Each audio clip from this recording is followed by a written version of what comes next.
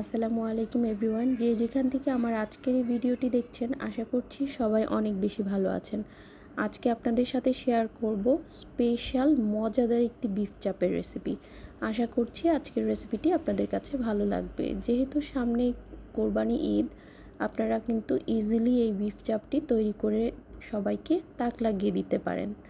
তো প্রথমে আমি বিফের এরকম বড় টুকরো নিয়ে নিয়েছি, আর এটা সলিড পিস নিতে হবে, যেন ভেতরে কিছুটা চর্বি থাকে ওরকম পিস নিলে কিন্তু টেস্ট খুব ভালো পাবেন। তো আমি দেখুন ভিতরে রগ আছে এরকম পিসই নিয়েছি, চিকন চিকন সাদা চর্বি দেখা যাচ্ছে। এগুলোকে আমি হ্যামার দিয়ে থেতো করে নিচ্ছি। আপনাদের কাছে যদি হ্যামার না থাকে তাহলে ভারী কিছু দিয়ে এভাবে থেতো করে নিতে হবে। থেতো করে নেওয়ার ফলে এখানে মশলাটা খুব ভালোভাবে ঢুকবে, এতে করে চাপের টেস্ট খুব ভালো হবে আর চাপটা খুব ভালো সেদ্ধও হবে। তো আমি দুই পাশে হ্যামার দিয়ে এভাবে থেতো করে নিচ্ছি। এভাবে আমি সবগুলো পিস থেতো করে নিব। আজকে আমি প্রায় 2.5 কেজি মাংসের চাপ তৈরি করব। তো আমি এখানে সবগুলো মাংসের পিস এভাবে থেতো করে নিয়েছি। এখন এর মধ্যে দিয়ে দিচ্ছি সয়া সস 4 টেবিল চামচ। আপনারা মাংসের পরিমাণ অনুযায়ী আন্দাজ করে দিবেন। এখানে দিয়ে দিচ্ছি আমি পেঁপে বাটা 2 টেবিল চামচ, দিয়ে দিচ্ছি এখানে স্বাদ মতো লবণ, দিয়ে দিচ্ছি লেবুর রস। এখন আমি দিয়ে দিচ্ছি রসুন বাটা 2 টেবিল চামচ।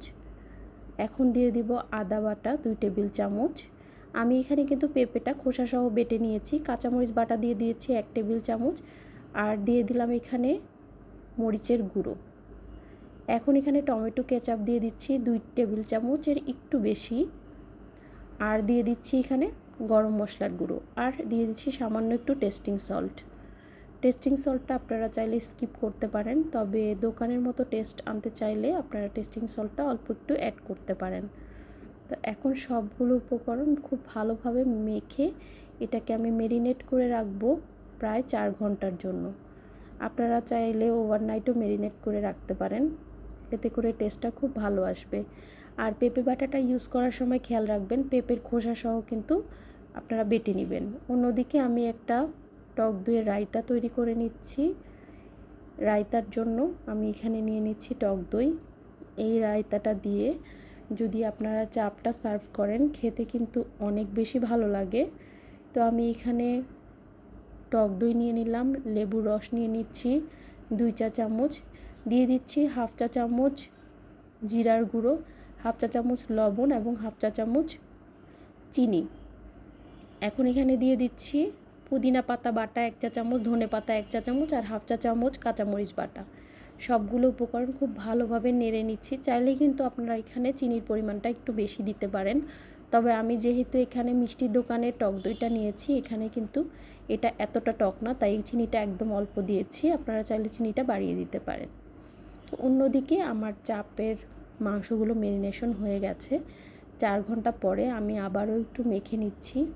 তেমন কিন্তু পানি বের হয়নি, পানিটা সোক করে নিচ্ছে এভাবে মেখে নিলে। এখন আমি এখানে ব্যবহার করব টেলে রাখা বেসন। বেসনটা একদম চুলার আঁচ কমিয়ে একটু টেলে নেবেন, তাহলে বেসনের কাঁচা গন্ধটা চলে যাবে। এখানে আমি বেসন নিয়ে নিচ্ছি, আর বেসনের পরিমাণ ডিপেন্ড করবে মাংসের উপর।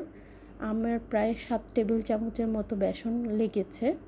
দিয়ে দিচ্ছি এখানে ভাজা জিরার গুঁড়ো 1 চা চামচ। এখন সবগুলো উপকরণ খুব ভালোভাবে একটু মেখে আমরা ভাজতে চলে যাব। এই চাপটা তৈরি করে দেখবেন, এটা খেতে অসম্ভব মজা। যদি ওভারনাইট আপনারা এটাকে মেরিনেট করতে পারেন তাহলে টেস্টটা আরও ভালো হয়। আর পেঁপে বাটা দেওয়ার ফলে কিন্তু এটা খুব তাড়াতাড়ি সেদ্ধ হয়ে যায় আর খুব জুসি হয়। তো আমি এখানে একটু তেল দিয়ে দিচ্ছি একটা প্যানে, তেলের পরিমাণটা একটু বেশি দিচ্ছি। তো এখন আমি মাংসগুলো দিয়ে দিচ্ছি।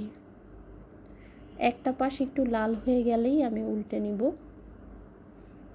দেখুন তাড়াতাড়ি কিন্তু হয়ে যাচ্ছে। তো আমি ওইভাবে উল্টে নিলাম, আর এটা খুব সফট হয়েছে নিশ্চয়ই দেখতে পাচ্ছেন। তো এইভাবে দুই পাশ একটু পোড়া পোড়া টাইপের হলে খেতে বেশি ভালো লাগে। তো আমি একটু পোড়া পোড়া করে সবগুলো ভেজে নিচ্ছি। আপনারা চাইলে লাল লাল করে ভেজে নিতে পারেন, তবে একটু পোড়া পোড়া করে ভেজে নিলে আপনারা একটা স্মোকি ফ্লেভার পাবেন, তখন টেস্টটা আরও বেশি ভালো আসে। এভাবে করে সবগুলো চাপ আমি ভেজে নিচ্ছি। তো তৈরি হয়ে গেল মজাদার বিফ চাপ, আর সাথে রায়তার সাথে আমি একটু শসা কুচি করে দিয়েছি।